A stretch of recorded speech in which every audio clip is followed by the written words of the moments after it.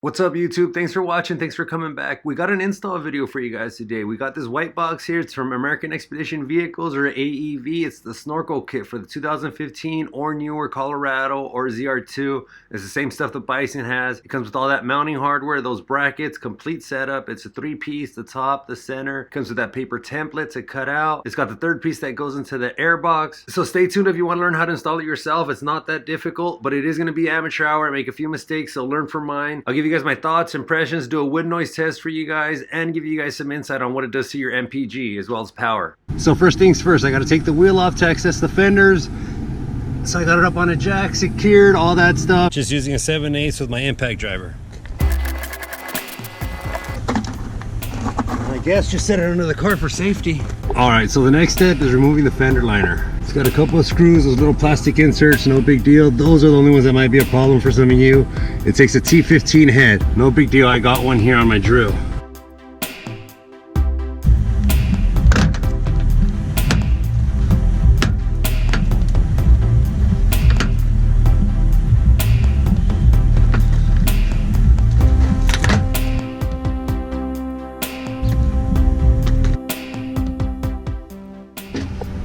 I had to remove that was stuffed in there, and that gives you access to up here. This is where the tube goes in. It goes nestled in there, and then it feeds into there. This angled part is what feeds into there, and this whole section of tube is what's going to be buried inside there. So I still need to go and loosen the fender, but I'm gonna drill the holes in first. We got to cut somewhere about right here. I got to tape the template. So this is what the template looks like all taped up. See, they even put lines right here just for you to follow the body line, so you kind of line up a bunch of different spots. I'm hoping there's some wiggle room, but whatever. So for these, I'm just gonna do a little pilot hole. What is this? A 1/8, I think. Yeah, it's just a 1/8. And the purpose of that is for the hole saw. Now, I don't know if you guys could tell, but the hole saw is a little bit smaller than the hole. It gives you the dimensions that you require up there. So 7/8 hole saw. They're a little bit smaller because they wiggle and they make a bigger hole. So don't try to match the hole. You'll make up one too big. And then here's my 3/8 bit for this hole, and I'm assuming this one. So I don't know. I guess this is a point of no return. Oh, it sucked.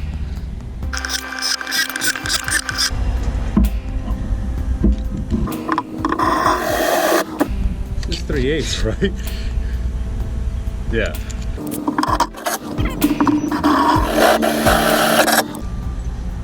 Hole saw time. All right, that was painful. I'm gonna take the template off and show you guys what it looks like. So it's all cut out now, and now you can see the holes, all they're really used for is to get the rounded part. From there, you just cut here, you cut here, you cut here. I went ahead and made the holes just to make sure, in case, so I know how close I am. You never want to remove too much material. You can always go back and take off more. So ideally you'd want a body saw for this. I don't have one. I know you could do it with a Dremel, but a Dremel might heat up the paint too much. I've been warned already by somebody that knows much more than I do. So I have a Dremel, and then I have an all-in-one too. So I'm gonna try both, see which one works best. All right, so now I know why you're not supposed to use a Dremel. I don't know if you guys can see, but I cut. It makes really clean, precise lines. I don't know if it's coming out on camera, but you could see where the paint started lifting. Now I'm assuming this will be better because it's protected under the tape. But yeah, the heat's making the paint bubble up and come off. So I'm gonna switch to the, what the hell is it called? So I'm gonna switch to the multi-tool. This one's scarier.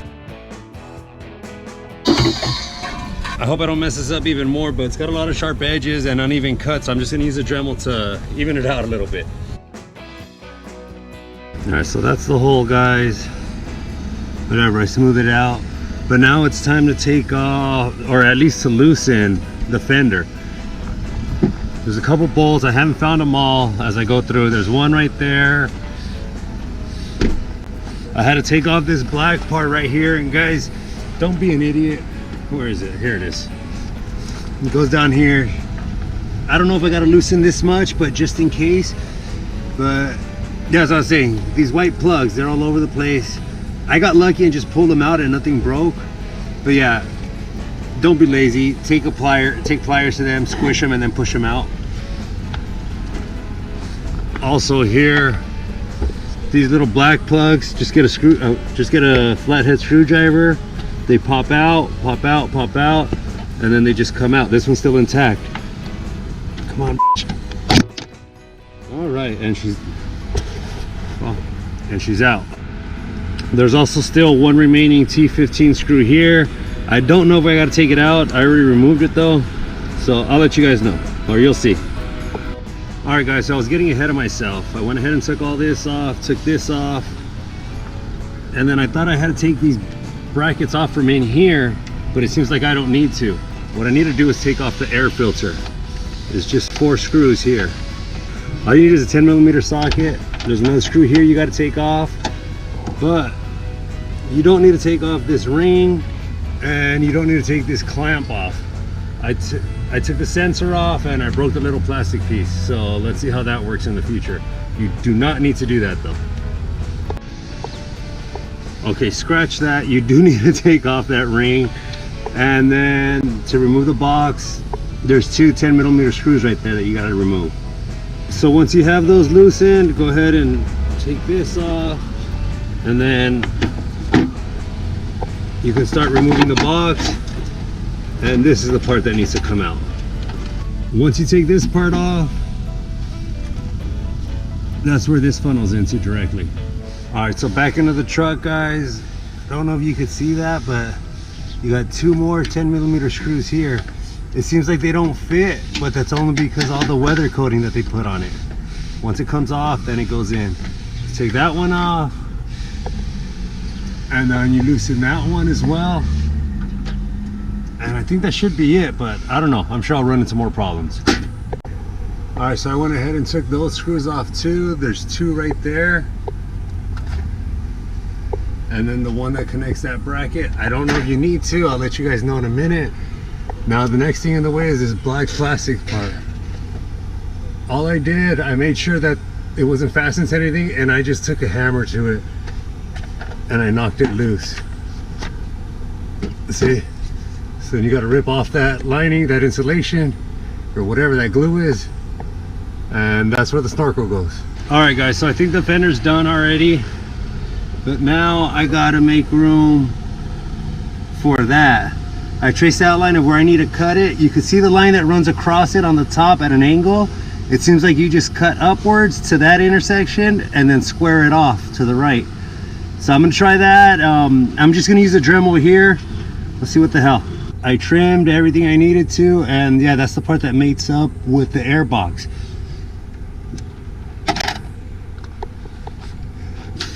So I got it under here. You don't need 2 hands really, it's already in here.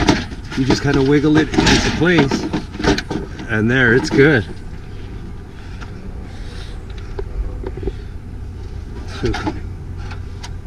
All right, so I got the Airbox back in, and you guys already get to learn from a few of my mistakes. First off, this black clip, I don't know the right way to take this off. It broke when I took it off. I just taped it back down because yeah, now there's nothing securing this. And yeah, it is a sensor for the Airbox, so whatever.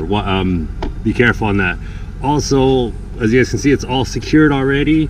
I should not have done that yet, because now, I don't know if you guys can see, but this little hole right here, I have to sink this into it, and now this is in my way. Okay, so we're under the fender now. This is one of the pieces I forgot to put on here. It goes right up here. I already cleaned it off. Just peel the sticky back off. Like I said, ideally you want to do this before bolting down the Airbox again, but I'm an idiot. Like, I can't even figure out this tape. There we go.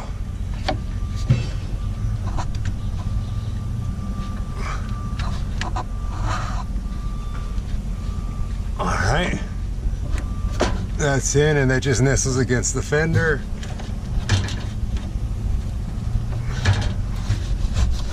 So now this piece, this goes set in here, and this is just a tool.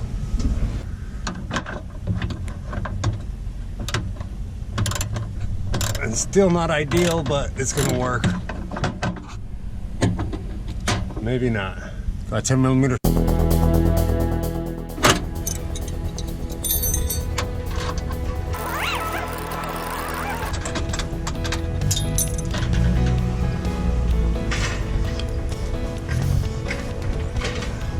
So now you get one of these. They supply 4 of these. You just put them in here, and that's your bracket. You just tighten that up. She's on.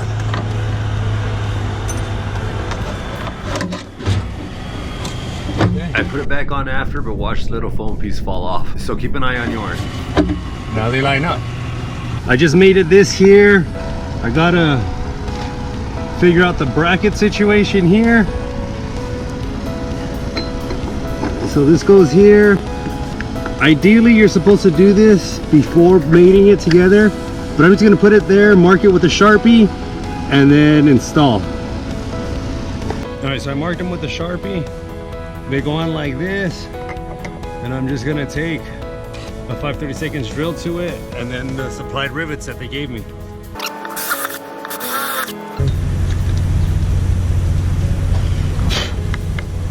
So it turns out 3/16 is the correct hole size.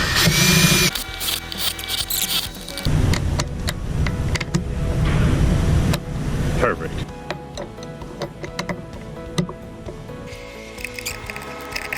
All right. Yeah, you don't need a high-end rivet gun for this, dude. A $20 Home Depot or Harbor Freight one will do.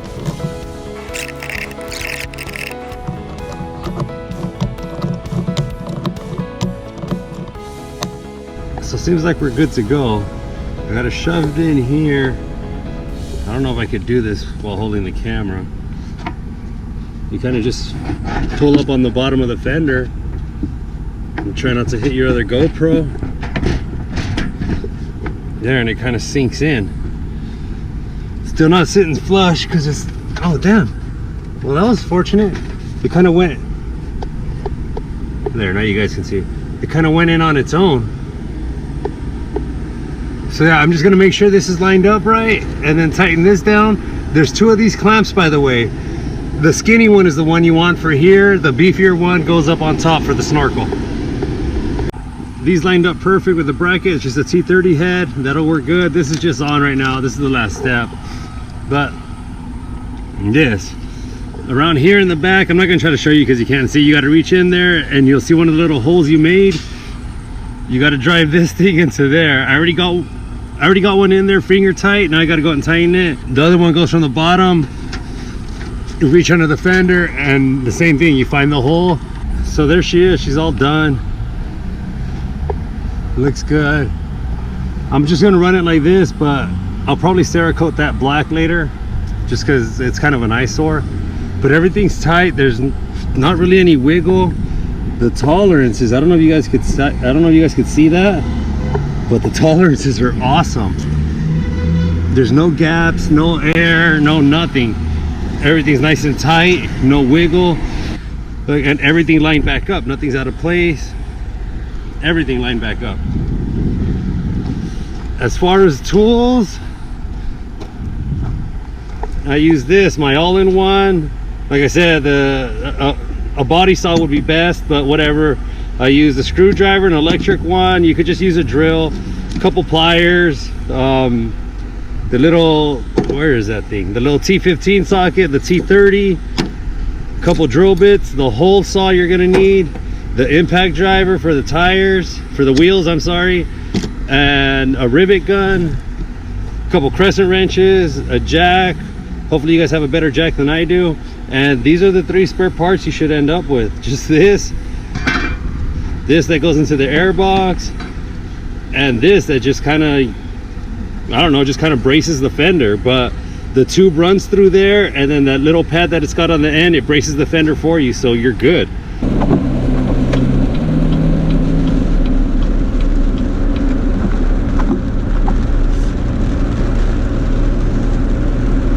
Alright guys, so the complete install took me about 4 hours. That's from start to finish, cleaning up tools, everything.